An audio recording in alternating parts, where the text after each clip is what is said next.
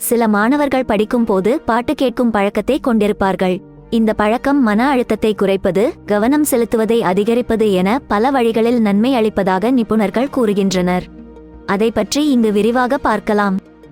படிக்கும் போது பாட்டு கேட்பது பாடத்தில் முழு கவனத்தை செலுத்துவதற்கான சூழலை உண்டாக்கிறது. குறிப்பாக பிற தேவையற்ற சத்தங்களில் கவனம் செல்வதை தடுக்க உதவுகிறது. மேலும் அறிவாற்றல் திறனை மேம்படுத்தக்கூடும். பாட்டு கேட்பது மனநிலையை மேம்படுத்தி பாசிட்டிவ் சூழலை உருவாக்கக்கூடும். உங்களுக்கு பிடித்தமான பாடல்களை கேட்பது படிக்கும் நேரத்தை சுவாரஸ்யமாக மாற்றி நீண்ட நேரத்திற்கு படிக்க வழிவகுக்கும். மியூசிக் கேட்பது மன அழுத்தம் மற்றும் கவலையை போக்கக்கூடும்.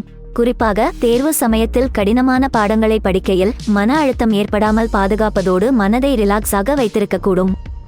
பாடல்கள் கேட்பது ஆற்றல் அளவை மேம்படுத்துவதால் உற்பத்தி திறனை அதிகரிக்கக்கூடும். மேலும் பாசிட்டிவ் சூழல் திட்டமிட்ட இலக்கை முடிக்க வேண்டும் எனும் தன்னம்பிக்கையை தரக்கூடும். தேர்வு சமயத்தில் படித்ததை ஞாபகத்தில் வைத்திட பாடல்கள் கேட்பது நிச்சயம் உதவியாக இருக்கும். இதற்கு கிளாசிக்கல் மியூசிக் கேட்க வேண்டும் என நிபுணர்கள் கூறுகின்றனர். படிக்கும் போது இசையை கேட்பதன் மூலம் உங்க படைப்பாற்றல் திறனை வெளிக்கொண்டு வர முடியும். ஒரு விஷயத்தை புதிய பாணியில் அணுகக்கூடிய திறன் வளரக்கூடும். இது கட்டுரை எழுதுதல் அல்லது கடினமான கணக்குகள் தீர்த்திட உதவியாக இருக்கும்.